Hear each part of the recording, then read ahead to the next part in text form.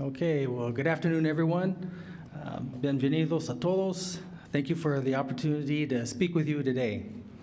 I want to welcome this afternoon my fellow counselors, our city staff, and all who are watching on Las Cruces TV or our city YouTube channel. I especially want to welcome and thank my wife and First Lady Rosie Miyagishima, who's watching at home. I know she told me for sure she'd be watching, so that's good. It's notable today, 2 years after COVID cases first appeared in our city, how prominently this pandemic still figures in our thinking. While conditions have improved, we know now how much we depend on our essential workers, our public safety personnel, and one another to keep our community safe. We created health protocols to protect our residents. We have delivered and continue to deliver millions of dollars of support to local families, businesses, nonprofits, and vulnerable populations. The pandemic is still with us, but we hope to have come through the worst of it, and that successively better days lie ahead. It would take the rest of my address to cover the extraordinary work done by our city staff over the past 2 years. All the extra hours, the uncertainty, and creative problem solving that many have put in to protect our health and safety, as well as their own health and safety and risks to themselves. Words cannot express my gratitude to each and every one of you for your service during this difficult time. What stands out to me just as powerfully, though, as we move gradually towards normal lives, is the level at which so much of our city's life went on just like always, even when conditions were at its worst. Fires and other emergencies were responded to, clean water still flowed through our taps, sidewalks were put in, and parks were maintained. We hired a new city manager, and we had a local election. We attracted new businesses and better jobs for our residents, and helped existing businesses adapt and expand. We redoubled our efforts for those in need. We took care of one another and the tasks before us, and the thousands of quiet ways we got important work done. In short, this year, you don't have to take my word for it. As proven by an exhaustive 2-year stress test, the state of our city is strong.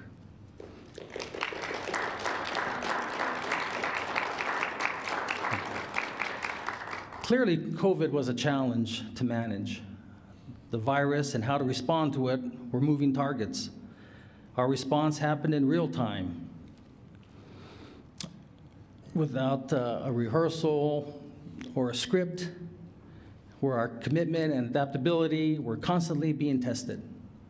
It's easy to overlook now how quickly we as a world community responded, and what a remarkable achievement that response has been. A brand new virus moving at great speed through an interconnected world, millions of deaths worldwide, with nearly 1 million here in the United States. An economy in disarray, but our scientists were hard at work. And in less than a year, through the combined efforts of tens of thousands of scientists around the world, a virus of dazzling complexity had been decoded. A highly effective vaccine was created, developed under one president, and implemented under another. That vaccine has been administered this past year to over 200 million Americans.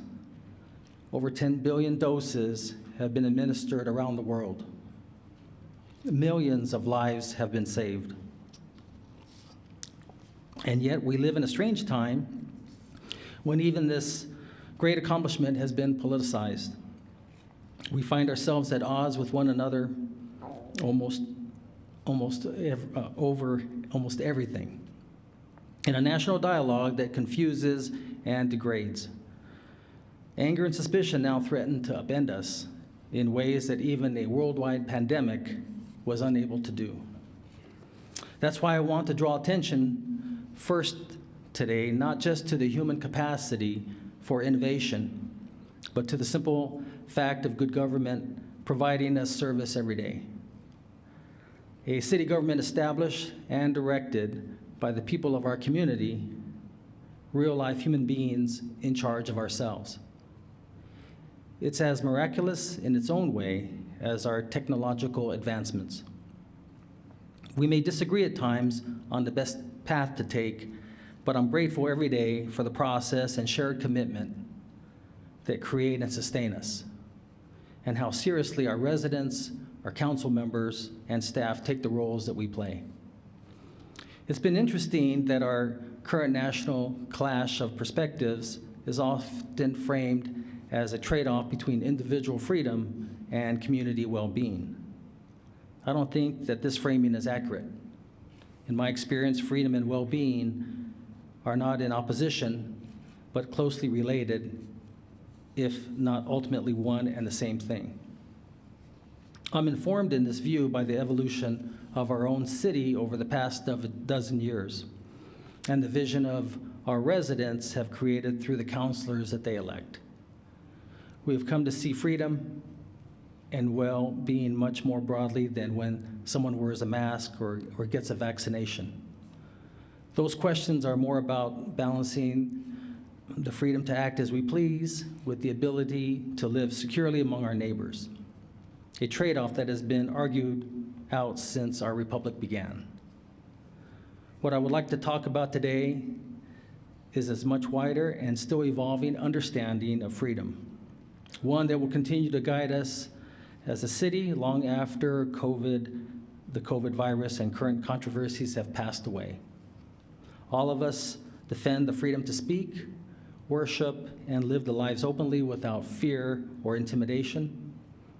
We insist on the freedom to manage our own affairs and move freely through our lives. These rights were self-evident to our nation's founders and continue as central tenets to us all. What we have come to recognize ever more keenly, though, in recent years is that freedom to exercise those rights differ greatly from person to person. Some people enjoy more freedom than others. Others face clear obstacles to their own self-agency and ability to make progress through this world.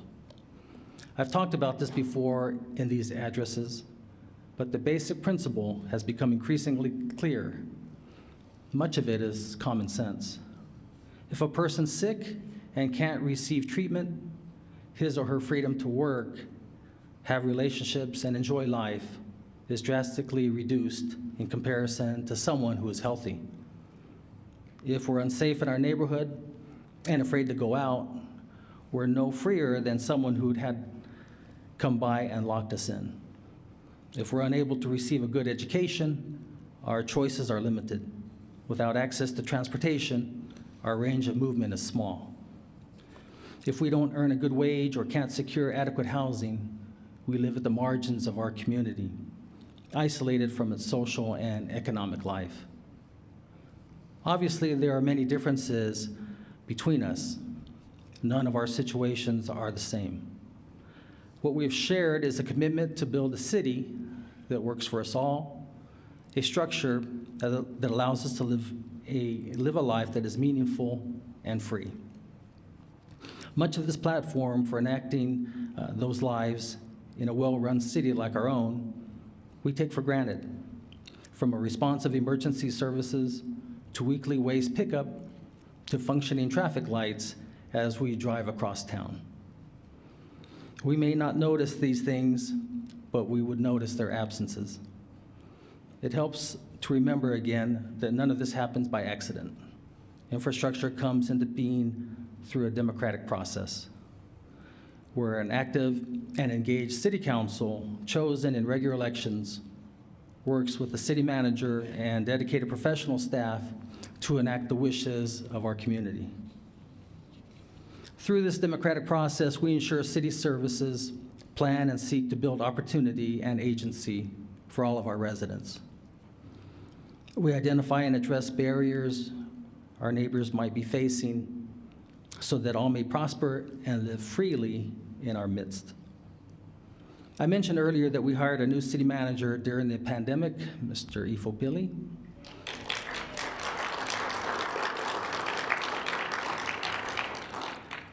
It's been helpful, Ifo, to have your insights and your experience and to see our vision for the city through new eyes, especially as you've come to know who we are and the challenges we face. One of the first things I'm sure you recognize is that this is a community where people care about one another, whatever our varied background or status. It couldn't have taken long to see that we have an alert and proactive city council that wants to get important things done. We're grateful that we share with you not just caring hearts, but a strong commitment to financial stewardship and spending wisely those resources that we have. Congratulations to you and the entire staff on the recent independent audit that found that city finances are in excellent shape with key administrative safeguards in place. Ifo came to us with a strong background in economic development. He's been open about his own approach and has changed how he has come to know our city. He's made it clear that the purpose of economic development for Las Cruces is to lift everyone up. It calls for us to develop a local workforce with highly marketable skills. It means that we will actively recruit those businesses that seem committed to our community and only those that pay a living wage. It was Ifo's insight to identify access to housing as a component of economic development, moving our Housing and Community Resources Division into the Economic Development Department itself. One of our most forward-thinking initiatives over the last year has been to address a rapidly changing climate, one of the greatest threats to freedom and well-being our species has ever known. It's not just the increasingly desperate warnings of our scientific community. We have all witnessed the alarming rise in our summer temperatures, hazy skies from wildfires in neighboring states, the rapid reduction in the annual snowpack that threatens our water. This is a challenge that we can't ignore as a city or human community. We can't bury our heads in the sand and hope that it goes away. That's why the proactivity of our counselors has been so admirable. In the past year, we've enacted an electric vehicle policy for our city fleet and a requirement for zero carbon energy for new buildings owned or subsidized by the city.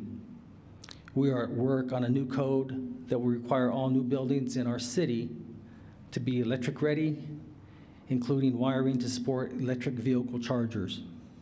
We're confident that this new technology will make our lives increasingly safer, more economical, and healthier in the years to come. We have already had the benefit of a very successful water conservation program developed by our city-owned Las Cruces Utilities. Now we are asking them to move as quickly as possible away from burning of natural gas to heat buildings and water. Obviously, this is going to take time, so there's little time to lose. As we seek to avoid new gas furnaces and other appliances that will lock in carbon emissions for decades, it's difficult to overstate how much these things will change in response to climate in the coming years. And we want our city and residents well-positioned to take advantage of those changes as they come. To our colleagues in utilities, please accept our gratitude for decades of low-cost, dependable gas service to the people of our city. Please know that we appreciate your patience and forbearance as the goalposts continue to move. Ultimately, we have no choice but to move away from fossil fuels. The livability of our desert city depends on it. We will be counting on you to take us quickly as possible through this great transformation, both learning from and leading other communities who face the same task. Climate change is only one of many systemic challenges that have moved us towards new initiatives in our own community.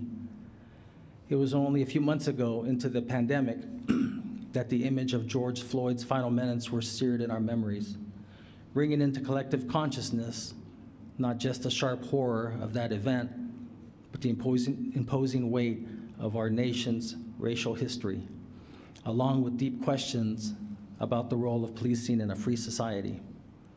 Inevitably, given the climate of our national discourse, this shared moment of heightened awareness gave way quickly to angry recriminations, defensiveness, and shame. For a nation conceived in liberty and conceived of our righteousness, self-reflection can be a hard pill to swallow, but underneath all the shouting, real change has begun. That change is related to what I mentioned earlier, our differential access to the freedoms and the benefits of a shared society. Our expectations in moments of crisis may be very different as well. On some level, we have always known this, but recent events have brought this understanding to a head. And because we're human beings, we are always learning. Once we become aware of something that's not functioning as it could, we feel compelled to make it right. None of us on this council underestimates the need for policing in our community. We know the courage and sacrifices of our officers and the vital importance that they do. At the same time, we know that the personal experiences of each of us and those of our families and loved ones can make expectations in policing incidents vastly different. Many of our police officers already feel under siege. Many of our residents fear mistreatment, or worse. Hundreds of years of painful personal and familial experience on all sides and all kinds are already present in times of crisis, long before the first 911 call is made and an officer responds. Our police officers know this, and they would like for it to be different. In a city like Las Cruces, our police force isn't an occupying force. Our officers live among us as neighbors and friends. The path to optimal policing lies along the path that we've just been talking about. Considering our different backgrounds, fears, and expectations, and how life is experienced by those involved. We've been informed on much of this by the work of Mayor Pro Tem Gandara, who has moved us toward the understanding of the role of the previous trauma in shaping of our lives. When coupled with our commitment to effective policing, we are learning to see not just how differently things may look to each of us, but how much more productively through proactive recruiting, careful training, expanded awareness, and the structure of our initial approach, highly charged situations can turn out. What we're seeking is a much more comprehensive approach to public health and safety. One thing to consider is the vast range of situations currently handled by city police, and the possibility that not all of them are best addressed with a badge and a gun. Many minor accidents and other traffic situations are already being handled by police service aides. The department is already offering large sign-up bonuses to recruits with advanced degrees in psychology and sociology. Our hope is that personnel trained in social intervention will soon be taking lead on calls to assist people suffering from mental illness, addiction, or homelessness, and to respond for child welfare checks and threats to commit suicide. Clearly, these are situations where our officers need to protect themselves and others at the scene. We know that a crisis can ignite in an instant, but that's why we want our first responders trained to de-escalate whenever possible, with a primary goal of avoiding harm to themselves and to all concerned. I appreciate the regular discussions on policing that I've had over the last year with Mayor Pro Tem Gandara, Councilor Beta, and former Councilor Vasquez. I appreciate the support of the council and the receptiveness of Chief Dominguez to new ideas. We're united in wanting our officers to be proud of the important role that they play in our community, effective in their interactions with our residents, and for them, as well as those that they encounter in the course of their duties, to come home safe and sound to their families every night. Another project that continued to develop during the pandemic is the planning of the El Paseo Corridor, to include our traditional neighborhoods bordered by Lowman, University, and Treviso. We envision that the El Paseo Corridor as a site for moderate income housing and new commercial activity along a busy transportation corridor connecting New Mexico State with downtown. We look to our traditional neighborhoods for moderately priced housing, as well as new opportunities for neighborhood-level entrepreneurship, accessory dwelling housing, and other wealth-building activities. We want these plans to move forward and not get lost in the press of other issues. As we move past the pandemic, there's a pent-up energy moving throughout the community. There's a dynamism reflected in the explosion of new local businesses and the full parking lots at our restaurants and stores. There's an eagerness to get back together and back fully to work in ways that have often been frustrated over the past 2 years. This eagerness, these frustrations are present for us too, as elected councilors. We understand as well as anyone the challenges from COVID and the additional burdens it places on staff. Hobbled by the pandemic's restrictions, we spent a year and a half with acting city managers. It's been difficult to spend time together sharing ideas and charting the path forward. Lines of communications and responsibilities haven't always been clear. I mentioned to you earlier the process that channels community well into action. Residents elect a mayor and council who set policy and direction, and we rely on talented professionals to carry that out. Key to that implementation is our city manager, the council's only direct hire and employee, and the person ultimately in charge of getting things done. That city manager, in turn, in a city like our own, needs his own clear system of accountability to manage department heads and hundreds of employees. Ensuring accountability is one of the most important responsibilities of a city manager. The council can't spend its time worrying when a plan is made if that's the last time we'll ever hear of it. We can't keep checking back to see if the resolutions have been enacted. We can't move forward if a department prefers its own direction to the one that we've decided, or has been assigned tasks that never get done. Again, this is all under the purview of the city manager. Just as our staff is accountable to him, he's accountable to us. And we have a council whose expectations are high. That's not true in every city. I've told you for that many times. But here in Las Cruces, we're here to expand freedom and well-being for every person who lives here. We're going to take on each challenge to the best of our abilities, and we're going to want to know whether and how these challenges are being met. I don't want to close without noting that we will miss Councilor Sorg and Vasquez. I see Councilor Sorg here in attendance.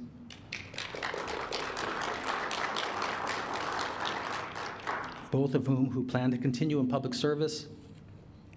Councilor Sorg is a commissioner for the Doña Ana Soil and Water Conservation District, whatever that is. Just kidding, just messing with you.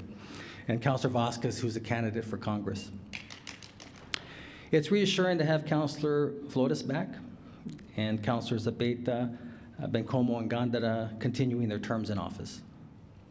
We're privileged to welcome Councilors Coran and Graham as newly elected members of the council.